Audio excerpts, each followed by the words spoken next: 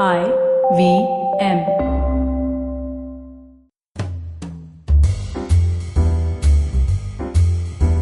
On one hand, my wife celebrates committed, determined leaders and her role models.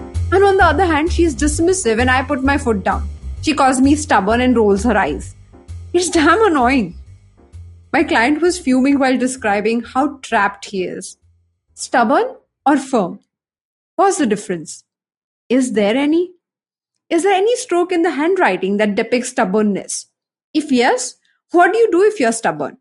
And the biggest challenge, how to deal with stubborn, or as most people refer to, the difficult people.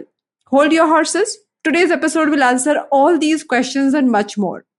Welcome to Absolutely Right, the first graphology based podcast show in India where you get to learn how to understand people by looking at their handwriting and signature, and yourself by looking at your own. I am your host, Aditi Surana. I am a graphologist and a high performance coach. Before we get started, go ahead and grab a notepad where you or this difficult person has written something in a natural style. I'll talk about a specific stroke that is only found in the handwriting of a genuinely stubborn person. In my experience, if a writer does not have this stroke, then he could be firm, argumentative, irritating, annoying, but not stubborn. And if, I'm just saying, if khuda na khasta, you find this stroke in someone's writing, then please do not go around saying, I knew it, see, you're stubborn, I told you, now you understand. Or please don't go around the house singing, Rahul is so stubborn, Rahul is so stubborn. No, do not do it. Let me tell you a story. Once the wind and the sun got into an argument. They wanted to prove who is stronger. They kept trying to win over the other, but nothing worked. After much deliberation, one of them came up with an ingenious idea. It was a winter morning around 10 a.m. They saw a middle aged man walking on the road with a thick shawl on his shoulder. Wind said, whoever gets that man's shawl off his shoulder in 2 minutes will win. They both agreed. Wind started blowing faster and faster and with more intensity. Suddenly, the brisk weather turned blustery. The gusty wind made the man hold on to his shawl even tighter. The wind tried even harder. The man's grip became even stronger. The wind could not make the man drop off his shawl. The time was up. The sun smiled and simply started glaring in the sky. The man couldn't bear the heat. Within a minute, on his own, he dropped his shawl. Remember this story while dealing with stubbornness. Rule number 1. If you confront, or even worse, tease a stubborn person for his stubbornness, then what will happen? You're right. They will hold on to their defenses even tighter. They will become more and more stubborn. Rule number 2. If you get a stubborn person to realize the adverse effect of being stubborn, that too without pressing their already flared up triggers or defenses, then what will happen? They will drop their defenses on their own. As a high performance coach, I work with many leaders. Most of them are gifted with stubbornness, as you can imagine. Towards the end of the episode, I will be sharing 5 tried and tested ways of dealing with stubborn people that I practice on a regular basis. Let's begin with the analysis. Look at the handwriting sample in front of you and pay attention to the lowercase letter D. Found it? Now zoom in and look at only the vertical line. If you find a gap in the vertical line at the bottom, as if a person is standing with his or her legs apart, then that D shows stubbornness. You can find a clearer diagram of this with some examples on the link mentioned in the description, aditisurana.com/podcast. Look for episode number 80 and you can download a document. Now, while growing up, I was part of NCC, or National Cadet Corps as we called it, in my junior college. For some reason, instead of saying attention or at ease, some of my seniors took pride in screaming, Parade Sabdhan, Parade Vishram. I never understood why they did that. But if you have been part of this funny parade regime, or if you've seen people do that, you'll understand the example that I'm about to tell you. Imagine pushing someone who's standing in the attention pose with his feet together. This person will lose his balance easily with a light push. Now imagine pushing a person who's standing in a Vishram or at ease position with some distance between their feet. You can't push them easily. The wide gap between the legs allows the person to have a stronger grip. Obviously, that's the same point with the letter D. The writer does not budge easily from his opinions, point of views, decisions, conclusions, judgments, preferences, habits, you name it. He keeps defending his position even when the going gets tough, even when he realizes he was going wrong, or even if he hurts the people he loves. Did you watch the movie Piku? Amitabh Bachchan plays Deepika Padukone's forever constipated, irritating, stubborn father. After watching the movie, I was thinking of that character and I wondered if the character would have become a real person, he would have had the widest gap in his letter D. Yes, I do find personality sketches and handwriting strokes everywhere I go. Sometimes I actually think that I have some graphological lens to look at the world or something. Some of the greatest contributors to the society are people with strong minds, willpower, and the stubbornness D. I found it in two handwritings of prominent people that all of us can relate to. First, first person's work can be described in one line. De di hame azadi bina rang ka bina dhal. You're right, I'm referring to Mahatma Gandhi. I found the stubbornness D in his handwriting sample and I was wondering how stubborn the man had to be to pull so many hunger strikes and satyagrahas. Secondly, a revolutionary entrepreneur who changed the way we use and look at technology altogether. The square peg in the round hole himself, Steve Jobs.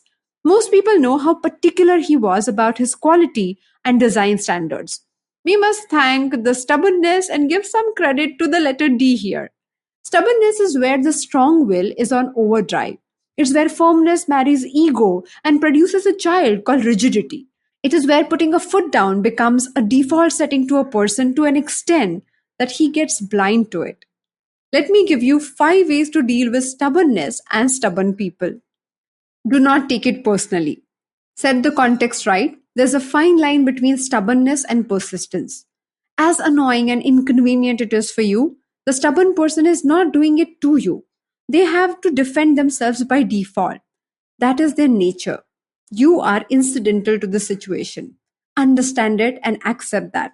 Point number two, stay away from arguments and confrontation traps.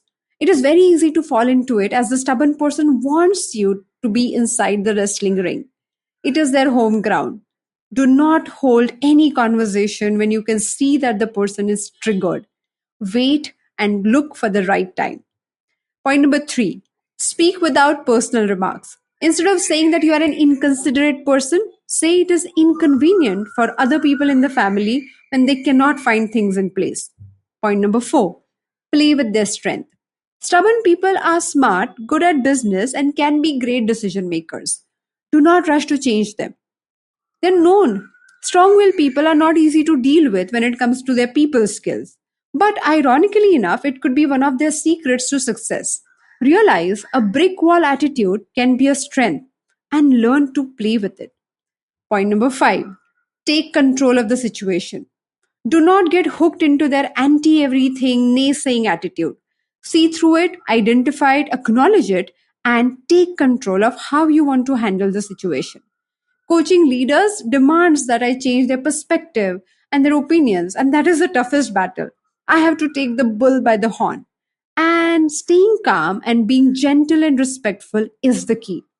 Without putting them down, try to see their point of view and then respectfully show them that their opinion is important.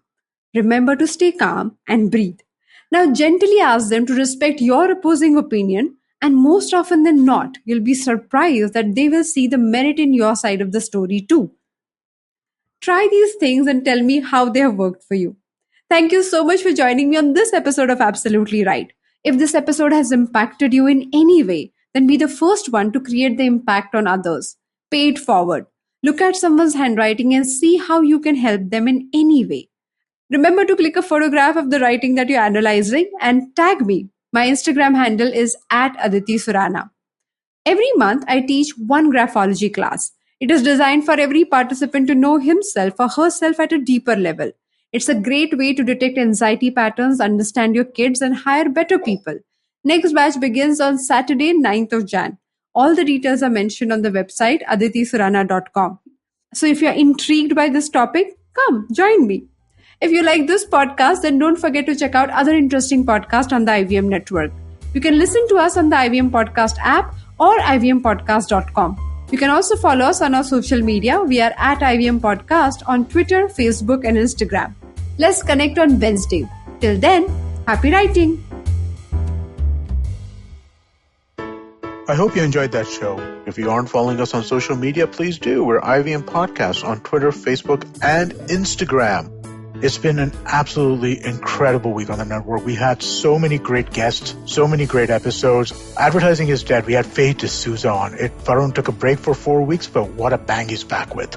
Siddharth Deshmukh celebrates the 100th episode of The Traveling Professor. It is an amazing show which I cannot say enough good things about. Please do listen to it. And a different Siddharth on the network, Siddharth Bhatia. He's just been absolutely guest after guest, right? This week, Zoya Akhtar talking about Gully Boy. I couldn't imagine a more interesting conversation. Ragini Kumar is on 2 different episodes this week. She is on Cyrus Says and she is on Edges and Sledges, both in anticipation of her new show, Zindagi Diaries. Do check out her appearance on both of those shows and her new show as well. Tanvi Ashloko, the Millennial Athlete, had a phenomenal episode with Dinesh Karthik and Abhishek Nair. Absolutely riveting stuff, talking about mentorship in many different ways. Definitely do give that a listen. And finally, I have a request to all of you. We have our listener survey going out this week. Every year we send out a listener survey at the end of the year. We're doing it again this year. And we would really appreciate your help in letting us know a little bit more about yourself. Our advertisers are really keen to find out who is listening to us and more about them. Anything that you could do is kept anonymously, and we would really appreciate your help in this. And to sweeten the pot just a little bit, we'll be giving a randomly selected group of participants in the survey some IBM swag. Last year we gave out coffee mugs. What we're going to give out this year is still a surprise. So please do help us out. Would really appreciate that. And with that, I hope to see you again next week.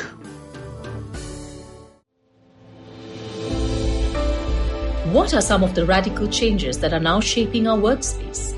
With physical distancing and heightened safety protocols being the norm, will technology finally make its large-scale entry to the workspace? Will design as we know it change for the long term? Is it possible for the Indian commercial real estate space to adopt a 360-degree approach to sustainability?